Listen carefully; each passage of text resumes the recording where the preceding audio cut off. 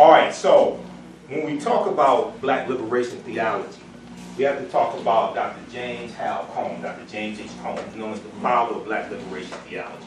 And we know he passed away in 2018. How many people are familiar with Dr. James H. Cone? Okay, and I probably first became familiar with him in about 1994 when I was in college at Wayne State University, undergrad at Wayne State, because I read his book, Martin Malcolm in America, A Dream or a Nightmare, which is one of the best books dealing with an analysis between Dr. King and Malcolm X. And if you actually understand the history of both of them, toward the end of both of their lives, their ideologies were converging. And actually, they wanted to work together because in January 1965, Malcolm goes to Selma, Alabama to meet with Dr. King, but Dr. King's in jail, and Malcolm meets with Coretta Scott King. Okay, so but they were both assassinated before they could meet up, before they could connect. They met only one time, March 26, 1964, at the U.S. Senate debate for the Civil Rights Act of 1964. And if you read the reports of the meeting, they met for a couple of minutes, but Malcolm tells Dr. King, I'm throwing all of my effort into the heart of the Civil Rights Movement. Because this was later in the same month that Malcolm officially separated from the Nation of Islam, March 8, 1964. So when Malcolm leaves the Nation of Islam, he actually, even though he creates the Organization of Afro-American Unity, and we know he delivers that speech by any means necessary, June 28, 1964, announcing the formation of the Organization of Afro-American Unity and laying out their 5-plank platform.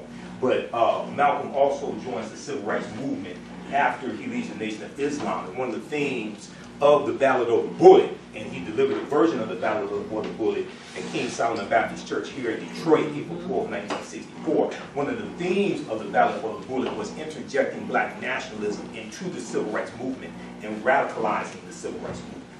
Now, what is black liberation theology? Black liberation theology, or also known as black theology, refers to a theological perspective which originated among African American seminarians and scholars, and in some African American churches in the United States and later in other parts of the world. It contextualizes Christianity in an attempt to help those of African descent overcome oppression, okay? Not using Christianity to justify their oppression, okay? So you have to understand the difference. You have to understand history and understand the difference. Black liberation theology is designed to contextualize Christianity in an attempt to help African Americans overcome oppression and fight against oppression, not make them complacent with their oppression. It especially focuses on the injustices committed against African Americans and African people in South Africa during segregation in the United States and apartheid in South Africa. Okay, and for more information, read Black Theology and Black Power, which came out in 1969. Now, black theology, or black liberation theology, seeks to liberate non-white people from multiple forms of political, social, economic, and religious subjugation, and views Christian theology as a theology of liberation. Okay, it views Christian theology as a theology of liberation, teaching you that you're not supposed to be oppressed, you're not supposed to be enslaved. It doesn't teach you to love your master or things like this. Okay, and if you there was, I think it was the Smithsonian's website.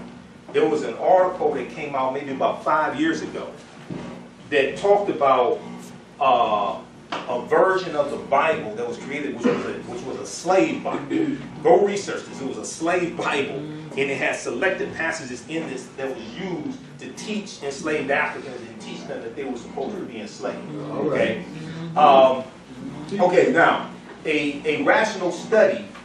Okay, a rational study of the being of God in the world in light of the existential situation of an oppressed community, relating the forces of liberation to the essence of the gospel, which is Jesus Christ, or Yeshua, with the Y, Yeshua, writes James H. Cone, one of the original advocates of the perspective of black liberation theology. Now, black theology mixes Christianity with questions of civil rights, particularly raised by the Black Power movement and the Black Consciousness movement. So the Black Power movement coming about right about 1966, We know it really comes out of the movement, comes out of SNCC, Student Nonviolent Coordinating Committee, which is founded in April of 1960. We know Kwame Ture, Stokely Carmichael, he becomes chairman of SNCC in 1966, and in Mississippi during the March Against Fear, June 1966, he comes out of the jail and he drops the Black Power slogan, yes, which was primed and on the ground. Yes, one of the people who really primed the Black Power slogan and helped create it was Mukasa Dada, who back then was known as Willie Ricks. I've interviewed Mukasa Dada, and he's told me the whole story about this. Okay, now read A Black Theology of Liberation, 40th Anniversary Edition 2010 by Dr. James H. Cone for more information on this. Go to our website, AfricanHistoryNetwork.com, AfricanHistoryNetwork.com. Okay, there's a 10-week online history course called Ancient Kemet, the Moors, and the Ma'afa, Understanding the Transatlantic Slave Trade, what they didn't teach you in school. I teach the class on Saturdays, 2 p.m. to 5 p.m. Eastern Standard Time. Our next classes are Saturday, March 9th, Saturday, March 16th, March 23rd, and March 30th. Okay, and then we have a few more classes after that. The class is on sale, $80, regularly $130. We do the sessions live. All the sessions are archived and recorded. You can go back and watch this anytime. So even after the course is over with, you can go back and watch the entire class, okay? And instead of 10 sessions, we're going to do at least 11, possibly 12. The course outline, the lesson plans for all 10 classes